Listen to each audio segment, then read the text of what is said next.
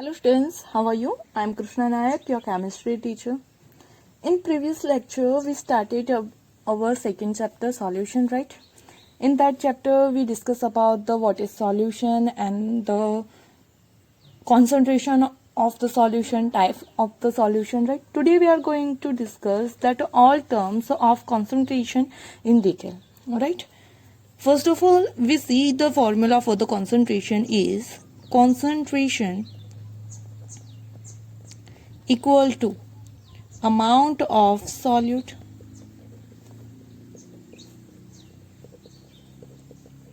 divided by amount of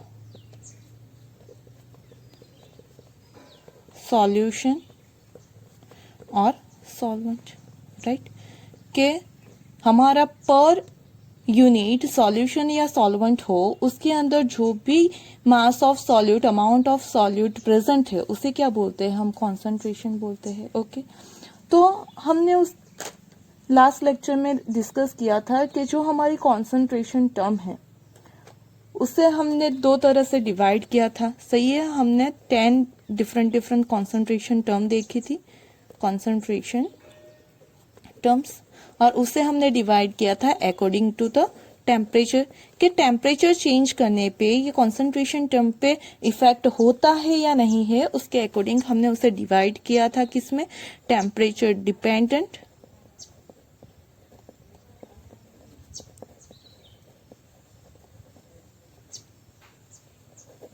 and temperature independent. सही है, तो ऐसे हमने दो तरह से उसे डिवाइड किया था. जो टेम्परेचर डिपेंडेंट टर्म थी वो कैसी टर्म थी, तो जिसके अंदर वॉल्यूम प्रेजेंट था. सही है, या फिर वो सॉल्यूट का वॉल्यूम हो, सॉल्यूशन का वॉल्यूम हो या सॉल्वेंट का वॉल्यूम हो, लेकिन जो भी टर्म हमारी कंसंट्रेशन की टर्म वॉल्यूम से रिलेटेड है वो क्या होगी, टेम्परेचर डिपेंडेंट. क्यों? क्योंकि टेम्परेचर इंक्रीज करने पे जो वॉल्यूम ऑफ सॉल्यूशन या सॉल्यूट है वो इंक्रीज होता है. मतलब जो वॉल्यूम है वो टेम्परेचर पे डिपेंड करता है. हमें पता है कि अगर हमारे पास कोई लिक्विड है या गैस है, सही है, हम उसका टेम्परेचर इंक्रीज करते हैं तो क्या हो जाएगा, तो उसका वॉल्यूम बढ़ जाएगा.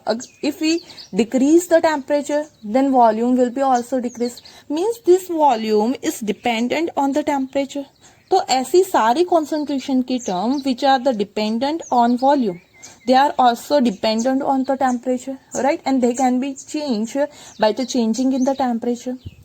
And the terms which are related with only mass, there is no term related the volume, they are temperature independent terms, right? Because the mass are not dependent on temperature.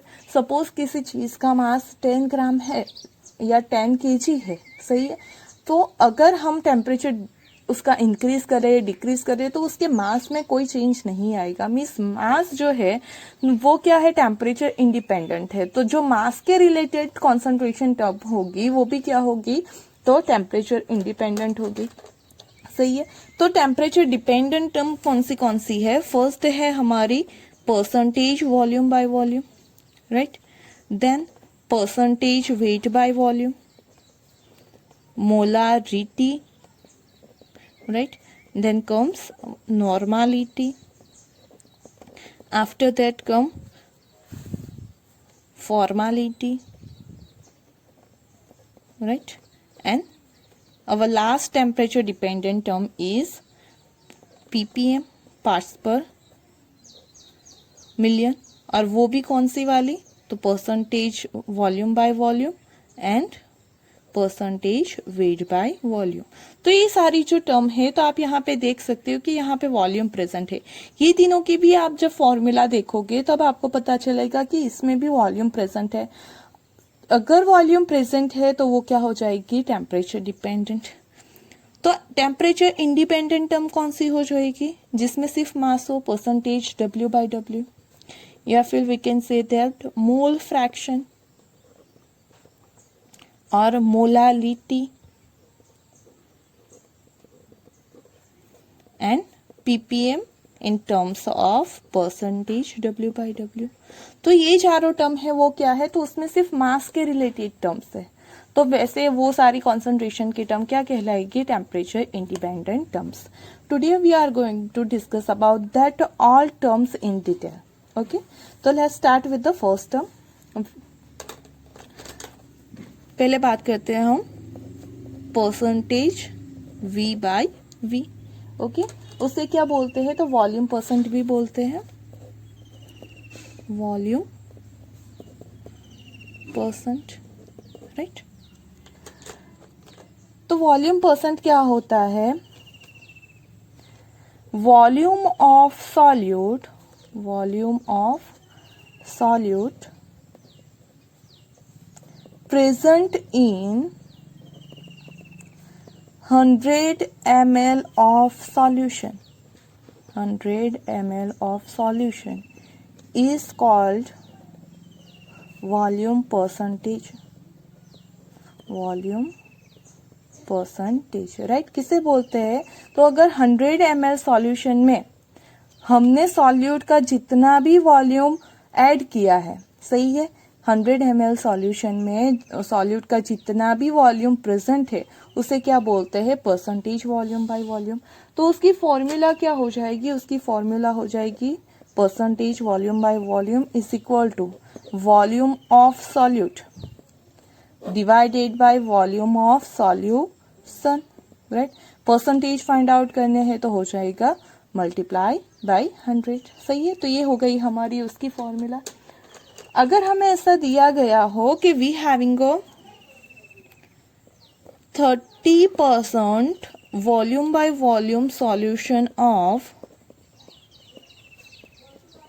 HCl, तो उसका meaning क्या होता है, अगर हमारे पास 30% volume by volume solution of HCl है तो उसका मीनिंग होता है कि 30 ml HCl is present, 30 ml HCl is present in 100 ml of solution, in 100 ml of solution।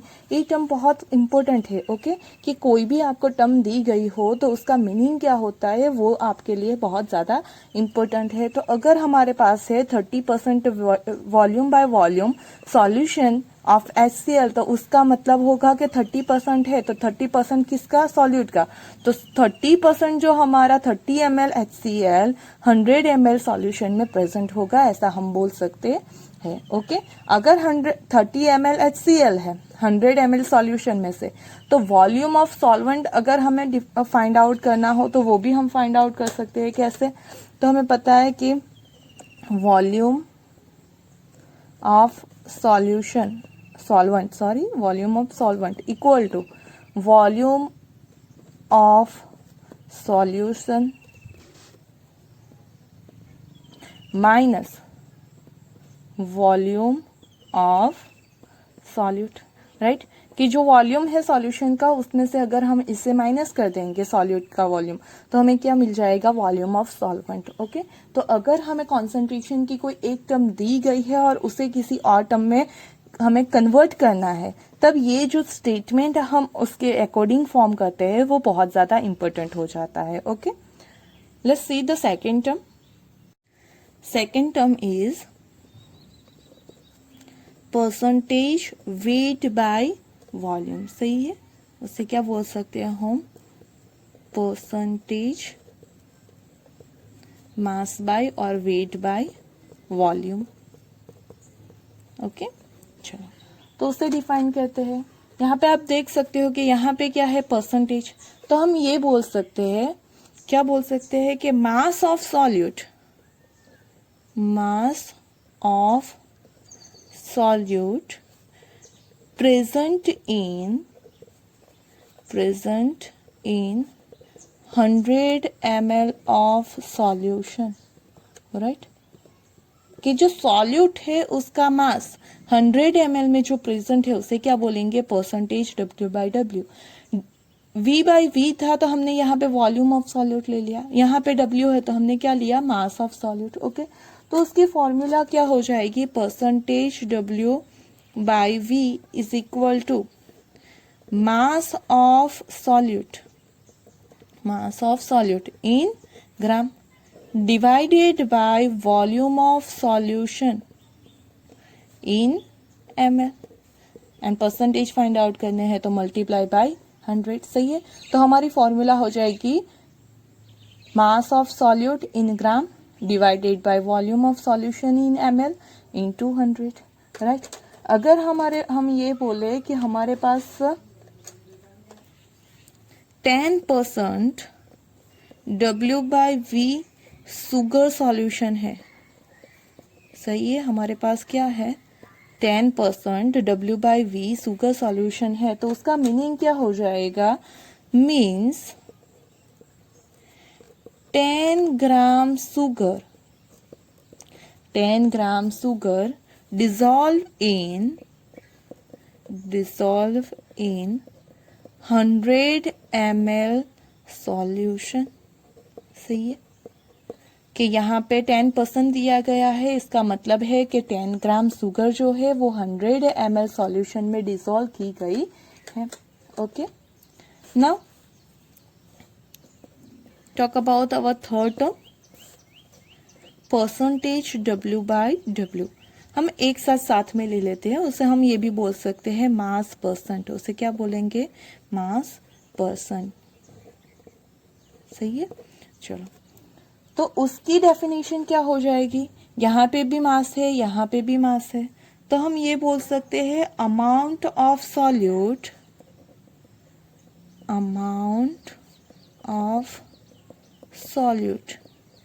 In gram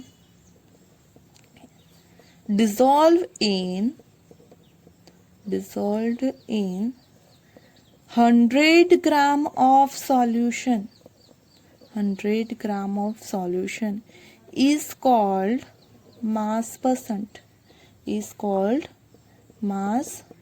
percent, right. यहाँ पे दोनों टर्म किस में दी गई है, W/W में। सही है, तो जो सॉल्यूट है वो भी किस में आएगा, ग्राम में, उसका भी मास हम कैलकुलेट करेंगे। और जो नीचे क्या होता है, सॉल्यूशन होता है, तो सॉल्यूशन भी W है, मतलब उसका भी क्या है, मास है, तो हम यहाँ 100 ग्राम ले लेंगे। आगे की जो फॉर्मूला थी वहां पे क्या था, तो यहाँ पे वॉल्यूम था, तो हमने यहाँ पे 100 ml लिखा, जबकि यहाँ पे मास है तो हमने लिखा 100 ग्राम। सही है, तो हमारी फॉर्मूला क्या हो जाएगी, percentage W/W is equal to mass of solute किस में है, ग्राम में, divided by mass of solution. सही है, वो भी किस में आएगा, ग्राम में, और हमें परसेंटेज फाइंड आउट करने हैं तो हो जाएगा मल्टीप्लाई बाय 100। सही है, अगर हमारे पास यहाँ पे ऐसा हो कि 20% W/W शुगर सॉल्यूशन है। सही है, W/W शुगर सॉल्यूशन है हमारे पास, तो हम उसे क्या बोल सकते हैं कि 20 gram of sugar present in 100 gram of solution. 100 gram of solution. सही है, W/W है तो दोनों किस में आएंगे, ग्राम में आएंगे, कि हमारी 20 ग्राम शुगर 100 ग्राम सॉल्यूशन में प्रेजेंट होगी। यहाँ पे अगर हम ये निकालना चाहे कि मास ऑफ सॉल्वेंट, तो हम निकाल सकते हैं मास of solution minus mass of solute. Right, mass of solution कितना है, तो स्टेटमेंट के अकॉर्डिंग मास ऑफ सॉल्यूशन है 100, और जो मास ऑफ सॉल्यूट है वो कितना है 20, तो जो मास ऑफ सॉल्वेंट है वो हो जाएगा हमारा 80 ग्राम। आई बात समझ में।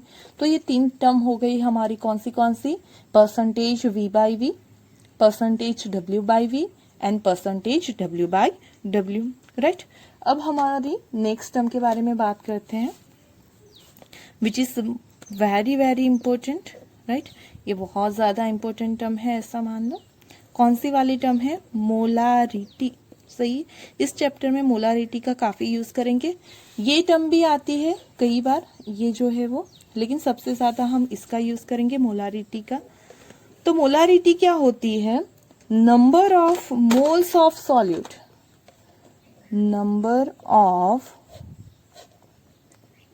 Moles of solute dissolve in, number of moles of solute dissolve in 1 liter solution, 1 liter solution is called molarity। उसे क्या बोलेंगे? मोलारिटी। किसे? के सॉल्यूट के मोल किसमें? 1 लीटर में प्रेजेंट है। जो हमारा सॉल्यूट है उसके जो मोल्स है वो 1 लीटर में प्रेजेंट है, उसे क्या बोलेंगे हम? मोलारिटी। सही है। Molarity is denoted by capital M. सही है। तो हम ऐसा लिख सकते हैं कि molarity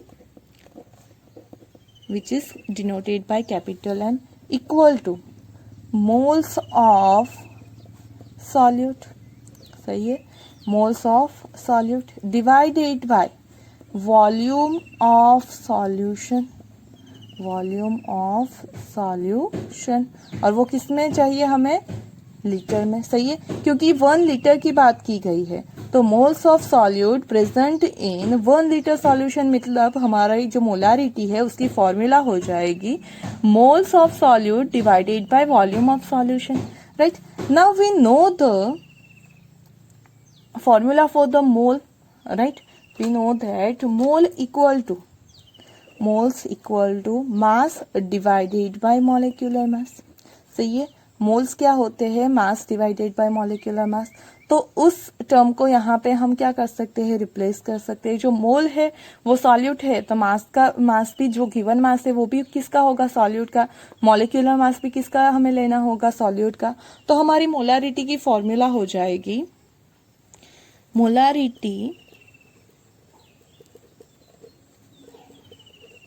equal to mass of solute, right, divided by molar mass of that solute into volume of solution, right. और यहाँ पे अगर आपने सॉल्यूशन को लीटर की जगह ml में लिया, then you have to multiply by 1000, right. तो ये हो गई हमारी मोलारिटी की फॉर्मूला। अगर हमें ऐसा दिया गया हो कि we having a 3 molar solution, 3 molar solution of NaCl, हमारे पास क्या है? 3 मोलर सॉल्यूशन ऑफ NaCl है। तो उसका मीनिंग क्या होगा? Means 3 mole of NaCl is dissolved in 1 liter of solution। सही है। 1 लीटर ऑफ सॉल्यूशन। क्योंकि आपने जो उसकी मेन फॉर्मूला की बात की, वो फॉर्मूला क्या थी? मोल्स पर वॉल्यूम सॉल्यूशन का, वो भी किस में? लीटर में। तो हमारे पास अगर 3 मोलर सॉल्यूशन है तो उसका मीनिंग क्या होगा कि जो हमारे 3 मोल है NaCl के, वो डिसॉल्व किए गए हैं 1 लीटर ऑफ सॉल्यूशन में। सही है। अब यहाँ पे जो हम बोल रहे थे, इसका यूनिट क्या होता है? जो यूनिट है, it is a capital M। Unit is also capital M which is pronounce molar. क्या बोलते हैं? मोलर। और उसका दूसरा यूनिट हम बोल सकते हैं, हमने लिया मोल और नीचे लिया वॉल्यूम, किस में? लीटर में। तो उसका दूसरा यूनिट हो जाएगा मोल पर लीटर। ओके। तो ये हो गई हमारी मोलारिटी की बात। It's a very very important formula. Okay. इसे आपको भूलना नहीं है, ये बहुत ज्यादा इंपॉर्टेंट है। और इसका जो मीनिंग है वो भी बहुत ज्यादा इंपॉर्टेंट है कि जो मोल है सॉल्यूट के, वो 1 लीटर में डिसॉल्व किए गए हैं। और we can say that in the 1000 ml। अगर लीटर में नहीं बोलते हो, इन टर्म्स ऑफ ml बात करते हो, तो किस में? 1000 ml में डिसॉल्व किए गए हैं, या फिर 1 लीटर ऑफ सॉल्यूशन में डिसॉल्व किए गए हैं। Okay. Do you understand? Now our next term is molality। 5th number की टर्म आए हम मोलालिटी। ओके चलो, मोलालिटी किससे बोलते हैं? तो molality means number of solute, number of moles of solute dissolved in, number of moles of solute dissolved in 1 kilogram of solute. ये बहुत सॉल्वंट राइट, ये बहुत इंपॉर्टेंट टर्म है क्योंकि अभी तक जो भी सारी टर्म थी उसमें हमने सॉल्यूशन यूज किया, लेकिन यहाँ पे क्या आ रहा है? Mass of solvent. ये पहली वाली टर्म है कि जहाँ पे हम सॉल्यूशन की जगह क्या यूज करने वाले हैं? सॉल्वेंट। सेम किसके जैसा है? मोलारिटी जैसा ही है कि number of moles of solute dissolve in. Molarity में क्या था? हमने 1 लीटर सॉल्यूशन में डिसॉल्व किया था। मोलालिटी में क्या है? तो 1 किलोग्राम ऑफ सॉल्वेंट में डिसॉल्व कर रहे हैं। मतलब मोलारिटी और मोलालिटी को ध्यान से देखना। एक है हमारी मोलारिटी, RITY है, सही है, मोलारिटी, जिसमें क्या करते हैं हम? मोल को डिसॉल्व करते हैं वॉल्यूम ऑफ सॉल्यूशन में। जबकि यहाँ पे क्या कर रहे हैं? मोलालिटी, LITY में क्या होता है? LITY में तो उसे डिसॉल्व करना है, मोल को ही डिसॉल्व करना है, सॉल्यूट के मोल को ही, लेकिन किस में? 1 kilogram of solvent, 1 kilogram of solvent. तो हमारी फॉर्मूला क्या हो जाएगी? Molality which is denoted by small m equal to moles of solute, moles of solute divided bye, क्या हो जाएगा? Divided by mass of solvent. यहाँ पे क्या आ जाएगा? मास ऑफ सॉल्वेंट, वो भी किस में? किलोग्राम में। ओके फिर से हमें पता है कि जो हमारा मोल्स है, moles equal to mass by molar mass. यहाँ पे मोल्स ऑफ सॉल्यूट है तो वो हम फॉर्मूला फिर से रिप्लेस करते हैं उसकी मोल्स की जो वैल्यू है, तो we will get molality equal to mass of solute, वो किस में है? ग्राम में, डिवाइडेड बाय, यहाँ मोल है तो उसका कोई प्रॉब्लम नहीं है, mass of solute in gram divided by molar mass of solute into mass of solvent. ये याद रखना है, यहाँ पे क्या आता है? Mass of solvent, okay, not solution, mass of solvent. If we take it in the gram then we have to multiply by 1000। तो ये हो गई हमारी मोलालिटी की फॉर्मूला। ये फॉर्मूला भी काफी इंपॉर्टेंट है क्योंकि पूरे चैप्टर में हमें सबसे ज्यादा जो यूज करना है वो मोलारिटी यूज करना है एंड मोलालिटी यूज करना है। सिर्फ 2 ही टर्म सबसे ज्यादा यूज होगी, सही है। क्या है? Molality is equal to mass of solute divided by molar mass of solute into mass of solvent multiplied by 1000 because mass of solvent we take in a gram, right? चलो, if we having 0.5 molal, सही है, small जो हमारा small m है उसका meaning क्या होता है? मोलल, उसका मीनिंग क्या है? मोलल।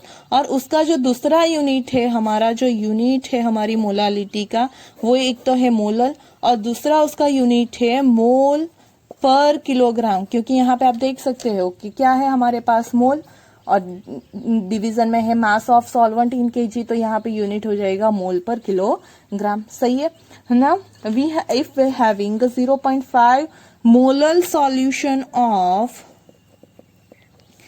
NaCl, इसका मीनिंग क्या होगा? तो it means that 0.5 mole of solute means, यहाँ पे सॉल्यूट कौन सा है हमारा? NaCl। 0.5 mole of NaCl dissolved in 1 kilogram और 1000 ग्राम ऑफ सॉल्वेंट, सही है, 1000 ग्राम ऑफ सॉल्वेंट। आई बात समझ में कि 0.5 mole of NaCl dissolve in 1 kilogram और 1000 ग्राम ऑफ सॉल्वेंट, सही है। ये खास ध्यान रखना, यहाँ पे मास ऑफ सॉल्वेंट आता है, ओके, किस में? मोलालिटी में। और जो मोलारिटी है तो उसमें आता है वॉल्यूम ऑफ सॉल्यूशन। ये सिर्फ इतना ही डिफरेंस है, यहाँ पे वॉल्यूम ऑफ सॉल्यूशन है मोलारिटी में, और जो मोलालिटी है उसमें मास ऑफ सॉल्वेंट है। ओके, सिर्फ इतना ही डिफरेंस है, बाकी दोनों की फॉर्मूला सेम है।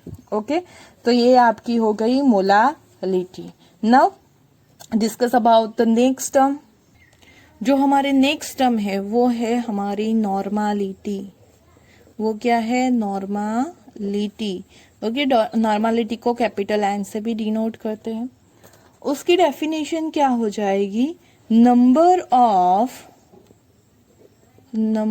Of gram equivalent, number of gram equivalent of solute, gram equivalent of solute dissolved in 1 liter solution, 1 liter solution is called normality. Okay, यहाँ पे ध्यान देना, यहाँ पे क्या यूज कर रहे हैं? Gram equivalent. सही है, यहाँ पे हमने क्या यूज किया था? तो मोल्स ऑफ सॉल्यूट। ये दोनों टर्म में क्या था? Moles of solute. सही है, ये टर्म है जहाँ पे हम यूज कर रहे हैं ग्राम इक्विवेलेंट। सही है, तो ये ग्राम इक्विवेलेंट क्या है वो हम देखते हैं। उससे पहले हम उसकी फॉर्मूला लिख लेते हैं, उसके बाद उसको डिस्कस करते हैं कि ग्राम इक्विवेलेंट क्या है। तो जो नॉर्मालिटी है उसकी फॉर्मूला हो जाएगी normality capital N equal to हो जाएगा यहाँ पे gram equivalent of solute divided by gram equivalent of solute divided by volume of solution in liter। चलो अब बात करते हैं कि ग्राम इक्विवेलेंट क्या है। जो हमारा ग्राम इक्विवेलेंट है वो होता है gram equivalent equal to mass of that solute divided by equivalent mass सही है। अब ये इक्विवेलेंट मास क्या है उसकी बात करते हैं। तो इक्विवेलेंट मास कैसे फाइंड आउट होता है? तो equivalent mass equal to molecular mass divided by n factor सही है। अब ये n फैक्टर है वो डिफरेंट वे से फाइंड आउट होता है। अगर एसिड है तो उसके लिए n फैक्टर डिफरेंट वे में फाइंड आउट होगा, अगर बेस है तो उसके लिए डिफरेंट वे में फाइंड आउट होगा, अगर कोई सॉल्ट है तो उसके लिए डिफरेंट वे में होगा, अगर किसी का रिडक्शन ऑक्सीडेशन होता है तो उसके लिए n फैक्टर डिफरेंट वे में फाइंड आउट होता है। तो उसके बारे में हम बात करते हैं कि n फैक्टर कैसे फाइंड आउट होगा। उससे पहले हम नॉर्मालिटी की पूरी फॉर्मूला लिख देते हैं। तो नॉर्मालिटी इक्वल टू हो गया हमारा, सही है, हमने बोला था gram equivalent divided by volume of solution, लेकिन ग्राम इक्विवेलेंट क्या होता है? मास डिवाइडेड बाय इक्विवेलेंट मास। तो यहाँ पे हो जाएगा हमारा mass of solute divided by equivalent mass of solute into volume of solution. सही है, अगर हमने वॉल्यूम ऑफ सॉल्यूशन ml में लिया then we have to multiply by 1000। Okay, तो ये नॉर्मालिटी की हमारी फॉर्मूला हो गई। ये क्या हो गई? हमारी नॉर्मालिटी की फॉर्मूला। चलो अब यहाँ पे हमने इक्विवेलेंट मास कैसे फाइंड आउट करना है वो तो देख लिया कि equivalent mass equal to molecular mass divided by n factor. लेकिन ये n फैक्टर कैसे फाइंड आउट होता है उसके बारे में हम बात करते हैं। तो n फैक्टर हमें सपोज फाइंड आउट करना है एसिड के लिए। सही है, n फैक्टर की बात करते हैं हम। n फैक्टर कैसे फाइंड आउट करते हैं? क्यों n फैक्टर मिला तभी हम उसे क्या करेंगे? मॉलिक्यूलर मास से डिवाइड करेंगे, then we can get the equivalent mass. सही है, तो n फैक्टर क्या होता है वो देख लेते हैं। तो n फैक्टर फॉर एसिड पहले देखते हैं हम। n फैक्टर फॉर एसिड, सही है, तो n फैक्टर एसिड के लिए हो जाता है हमारा number of H+ donate donated, सही है, वो नंबर ऑफ H प्लस कितने डोनेट करता है उसे उसका क्या बोलते हैं, एन फैक्टर बोलते हैं। सपोज कि हमारे पास कोई एसिड है HCl, सही है, तो उसका जब आयनाइजेशन होगा तो वो क्या करेगा, H plus Cl minus form करेगा। मीन्स के वो क्या कर रहा है, during reaction 1H plus donate कर रहा है, क्या कर रहा है, 1H प्लस डोनेट कर रहा है, तो उसके लिए एन फैक्टर क्या हो जाएगा, 1। अगर हमारे पास क्या है H2SO4, तो वो क्या करेगा, 2H plus plus SO4 minus 2 form करेगा। तो यहाँ पे वो क्या कर रहा है, 2H प्लस डोनेट कर रहा है। इट मीन्स कि हमारा जो एन फैक्टर है क्या हो जाएगा, 2 हो जाएगा। आ रही है बात समझ में। तो एसिड का एन फैक्टर कैसे फाइंड आउट करते हैं कि वो ड्यूरिंग रिएक्शन कितने H प्लस डोनेट कर रहा है, सही है, कि वो ड्यूरिंग रिएक्शन कितने H प्लस डोनेट कर रहा है, उसी को उसके क्या बोलते हैं, एन फैक्टर। HCl के लिए अगर एन फैक्टर फाइंड आउट करना हो तो वो हो जाएगा n इक्वल टू 1। H2SO4 के लिए एन फैक्टर फाइंड आउट करना हो तो वो हो जाएगा n इज इक्वल टू 2, सही है। तो ऐसे हम एसिड के लिए क्या कर सकते हैं, एन फैक्टर फाइंड आउट कर सकते हैं। नाउ बात करते हैं हम फॉर बेस। बेस के लिए क्या बोल सकते हैं, तो number of H plus accept, और ये भी बोल सकते हैं कि number of OH minus produce, क्योंकि जितना OH माइनस प्रोड्यूस करेगा उतने ही H प्लस को एक्सेप्ट करेगा, सही है। सपोज कि हमारे पास कोई एक बेस है NaOH, तो वो ड्यूरिंग रिएक्शन क्या करेगा, Na plus plus OH minus form करेगा। मतलब उसने एक OH माइनस फॉर्म किया तो 1H प्लस क्या करेगा, एक्सेप्ट करेगा। अगर उसने 1H प्लस एक्सेप्ट किया तो उसका एन फैक्टर हो जाएगा 1, सही है।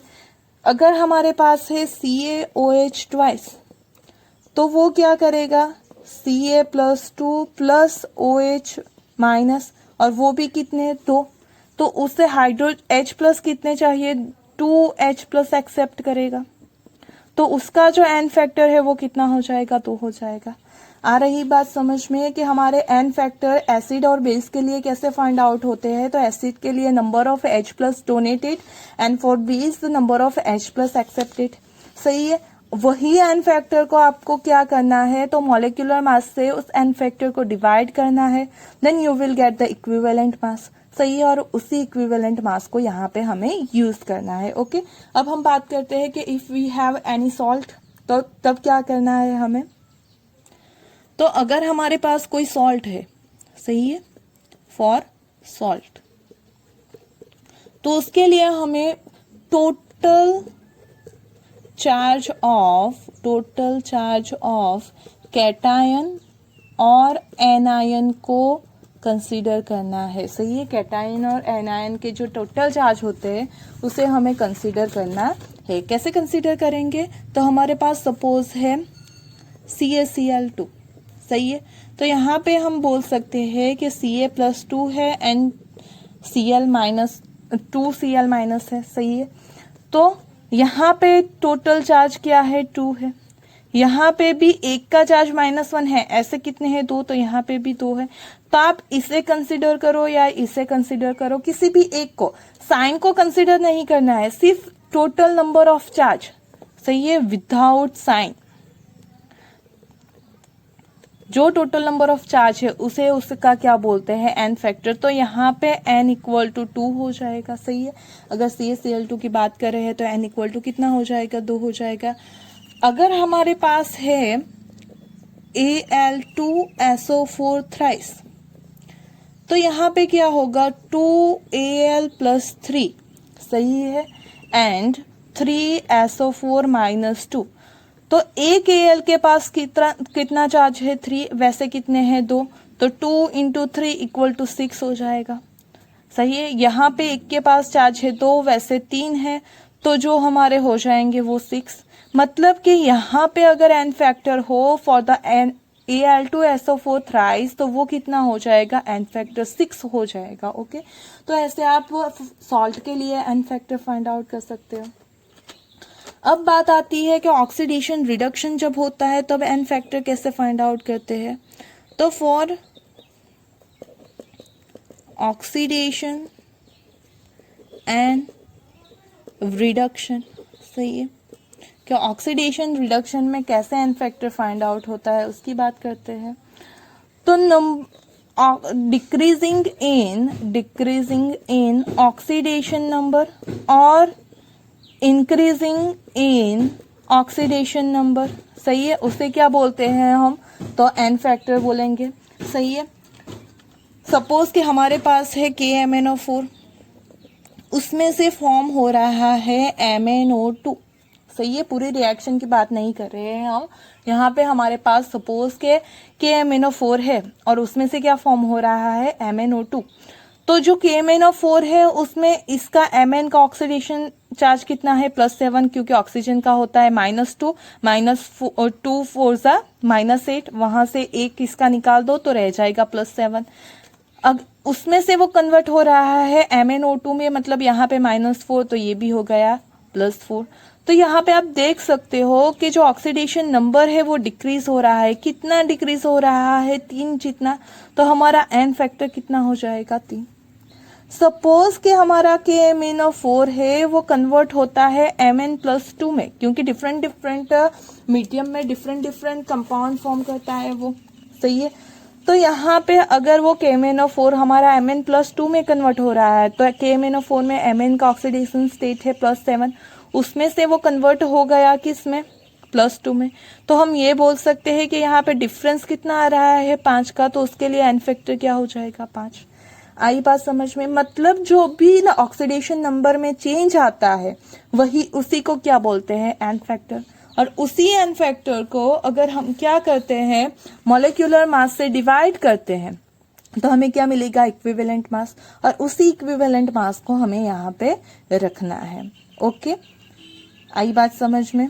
चलो अब यहाँ पे हम नॉर्मालिटी और मोलारिटी की बीच का जो रिलेशन है उसकी बात करते हैं। तो हमारी नॉर्मालिटी की फॉर्मूला फिर से हम एक बार लिख लेते हैं। आपको आ गया ना समझ में कि नॉर्मालिटी क्या है, मतलब नॉर्मालिटी क्या है और उसे कैसे फाइंड आउट करते हैं, उसके लिए एन फैक्टर को कैसे फाइंड आउट करते हैं। ओके, नाउ नॉर्मालिटी की फॉर्मूला है हमारे पास, normality equal to mass of solute divided by equivalent mass of solute into volume of solution in ml litre, जो भी आप लेना, चलो यहाँ पे लीटर में ले लेती हूँ, ml में भी लेने से कोई डिफरेंस नहीं आने वाला है। ओके, तो अब इक्विवेलेंट मास के लिए हमने क्या बोला, तो equivalent mass equal to molecular mass by N factor. तो यहाँ पे हम उसकी वैल्यू रिप्लेस कर देते हैं। So we will get mass of solute divided by molecular mass of solute. हम क्या कर रहे हैं, इसकी फॉर्मूला रिप्लेस कर रहे हैं, मॉलिक्यूलर मास ऑफ सॉल्यूट। अब यहाँ पे डिवीजन में क्या आएगा, एन फैक्टर, तो वो एन फैक्टर मैं ऊपर लिख देती हूँ क्योंकि डिवीजन के डिवीजन में है तो ऊपर चला जाएगा। तो multiply by N factor into volume of solution. सही है, अब आप यहाँ पे देख सकते हो वॉल्यूम ऑफ सॉल्यूशन लीटर में लिया है, तो आप यहाँ पे देख सकते हो कि ये फॉर्मूला तो किसके लिए है, हमने ये फॉर्मूला तो किसके लिए अप्लाई की थी, तो मोलारिटी के लिए। सही है, ये फॉर्मूला किसके लिए अप्लाई की है हमने, मोलारिटी के। यहाँ पे आप देख सकते हो कि molarity is equal to mass of solute divided by volume, molecular mass of solute and volume of solution, तो वही है। तो ये पूरी टर्म की जगह हम क्या लिख सकते हैं, normality equal to, normality equal to, ये पूरी टर्म की जगह हो गया हमारा मोलारिटी, और साथ में क्या हो गया, तो एन फैक्टर। सही है, एन फैक्टर। तो normality is equal to N factor into molarity. तो ये एक हमारा मोलारिटी और नॉर्मालिटी के बीच का रिलेशन आ गया। सही है, मतलब कि अगर आपके पास एन फैक्टर है तो मोलारिटी को नॉर्मालिटी में कन्वर्ट कर सकते हो और नॉर्मालिटी को मोलारिटी में कन्वर्ट कर सकते हो।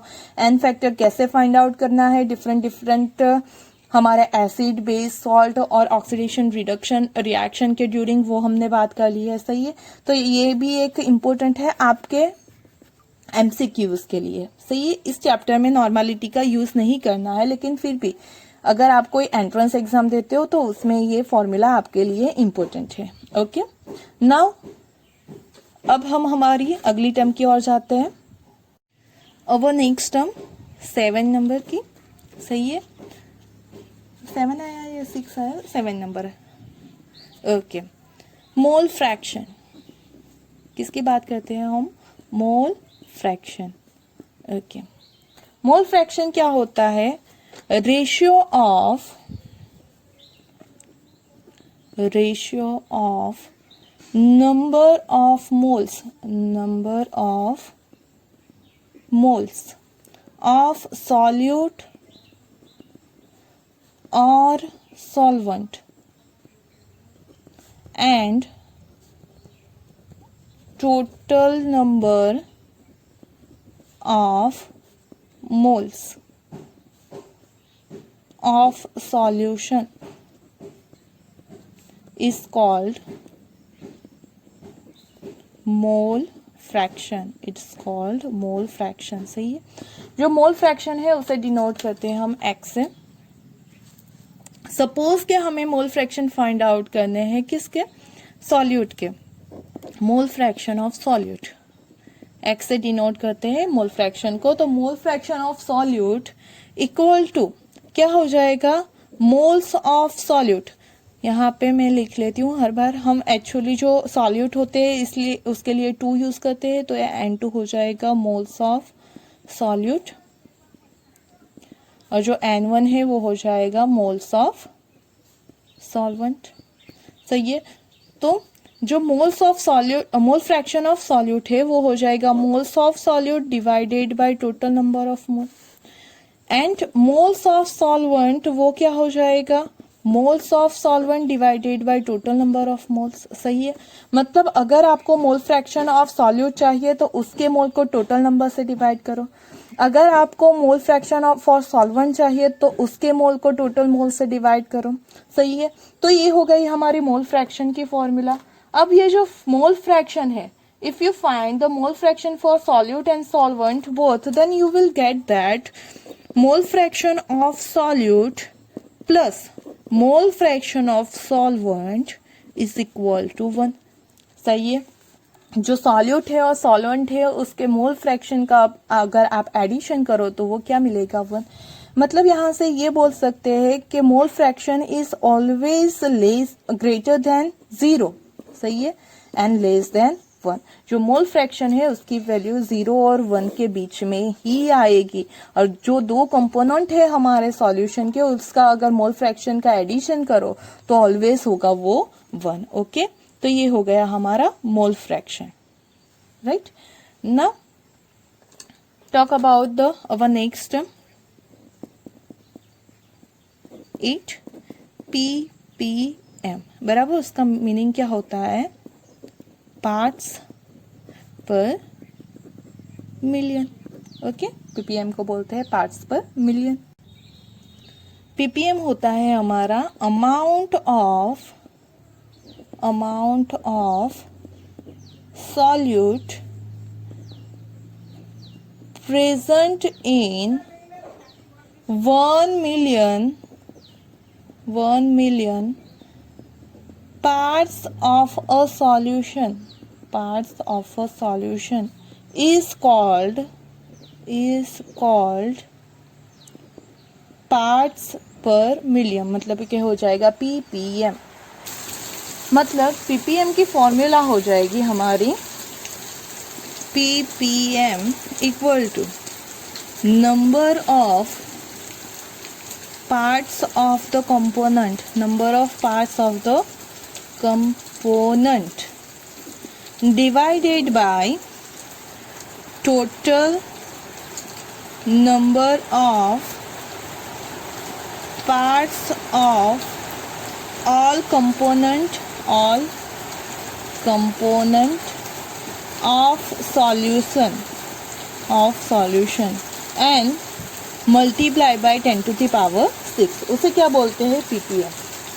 ppm डिफरेंट 3 टर्म में मेजर होता है, तो उसकी भी हम बात कर लेते हैं कि percentage ppm in terms of percentage mass by mass. तो उसके लिए क्या हो जाएगा, mass of component, mass of component component divided by total mass of solution multiply by 10 to the power 6। सही है। अगर हमारे पास है ppm in terms of volume by volume, तो यहाँ पे हो जाएगा वॉल्यूम ऑफ कंपोनेंट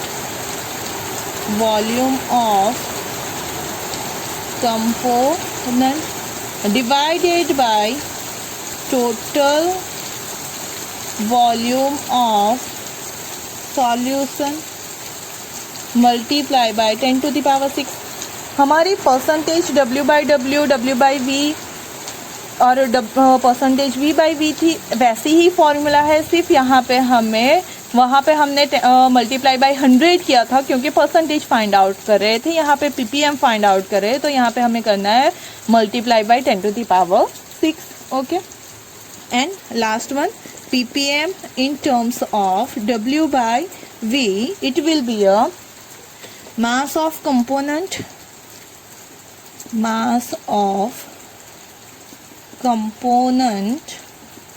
in ग्राम। सही है। डिवाइडेड, यहाँ पे कोई भी लो, दोनों सेम लेना है, लेकिन यहाँ पे क्या mass of component in gram and volume of solution in litre into 10 to the power 6। तो ये हो गया हमारा, क्या हो गया, ppm। सही है। सपोज कि हमारे पास कुछ ऐसा है कि हमारे पास 15 ppm W/W सॉल्यूशन है, उसका मीनिंग क्या होगा, 15 ppm मास परसेंट वाला सॉल्यूशन है, तो उसका मीनिंग होगा 15 part of solute present in 10 to the power 6 part of solution. सही, यहाँ पे क्या हो जाएगा, 10 to the power 6 part of solution. Okay, clear. जो हमारी लास्ट टर्म है वो है फॉर्मालिटी। सही है। जो फॉर्मालिटी है उसे कैपिटल F से डिनोट करते हैं। ओके, फॉर्मालिटी क्या होती है, ये ज़्यादातर किसके लिए यूज़ होती है, तो आयोनिक कंपाउंड के लिए यूज़ की होती है। सही है, आयोनिक कंपाउंड, एक आयोनिक कंपाउंड के लिए यूज़ होती है। तो फॉर्मालिटी क्या है, तो number of gram formula mass of solute dissolve in हमारा क्या हो जाएगा, number of gram in solution, कितना, इन 1 liter solution is called formality. सही है, कि अगर हम 1 लीटर सॉल्यूशन में उसके फॉर्मूला मास जितना ऐड करें मास, तो उसे क्या बोलते हैं, ग्राम फॉर्मालिटी बोलते हैं। ओके, तो फॉर्मूला हो जाएगी formality equal to formality F equal to हो जाएगा हमारा मास ऑफ सॉल्यूट, वो भी कौन सा, फॉर्मूला मास। सही, formula gram formula mass divided by volume of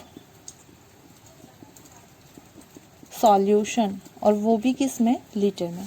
जो ग्राम फॉर्मूला मास है वो हो जाएगा हमारा mass of solute divided by होगा हमारा formula mass into volume of solution, in ml लेते हैं, then we have to multiply by 1000। अब ये फॉर्मूला मास क्या है उसकी बात करते हैं। तो जो फॉर्मूला मास है,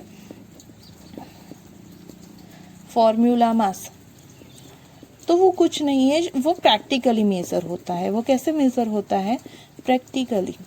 जैसे सपोज के NaCl है, NaCl, तो उसका फॉर्मूला मास तो उसका जो होगा वही होगा 23 प्लस जो होगा जाएगा 35.5, 58.5। सही है, तो उसका फॉर्मूला मास यही रहेगा। लेकिन सपोज कि हमारे पास कोई ऐसे मॉलिक्यूल्स है वो फॉर्मूला मास जैसे कि हो गया हमारे पास C6H5COOH बेंजोइक एसिड है। तो ऐसे क्या एक्चुअली क्या होता है, बेंजोइक एसिड है वो अगर उसके 2 मॉलिक्यूल है, सही है, तो वो कंपाउंड में as a one molecule work करता है, as a one molecule work करता है, सही है। तो ऐसे में उसका फॉर्मूला मास डबल हो जाएगा, उसका फॉर्मूला मास क्या हो जाएगा, डबल हो जाएगा। या कोई ऐसा है जो उसके आयंस में कन्वर्ट हो जाता है, सपोज के K2SO4 है, तो उसके लिए उसका फॉर्मूला मास क्या हो जाएगा, तो 1/3। मतलब वो जो फॉर्मूला मास है वो प्रैक्टिकली मेजर किया जाता है। वो कैसे यहाँ पे जो एक्चुअल वाला फॉर्मूला मास प्रैक्टिकली कैसे ऑब्जर्व करते हैं वो हम इसी चैप्टर में सीखेंगे। हमारा लास्ट पोर्शन है वॉन्स हॉफ फैक्टर, सही है, उसी में हम ये चीज डिटेल में पढ़ेंगे कि जो हमारा कैलकुलेटेड मास होता है, ऑब्जर्वेशन मास होता है, उसमें क्या डिफरेंस है, वो कैसे कैलकुलेट करते हैं और उसी के अकॉर्डिंग हम क्या करते हैं, फॉर्मूला मास को लेते हैं। तो ये हो गई हमारी फॉर्मेलिटी, सही है। तो हमने सारी टर्म्स डिटेल में स्टडी कर ली है। Hope you understand about all things, right. अगर कहीं भी कोई भी क्वेश्चन है तो आप मुझे पूछ सकते हो, ओके, कमेंट में लिख के। Thank you.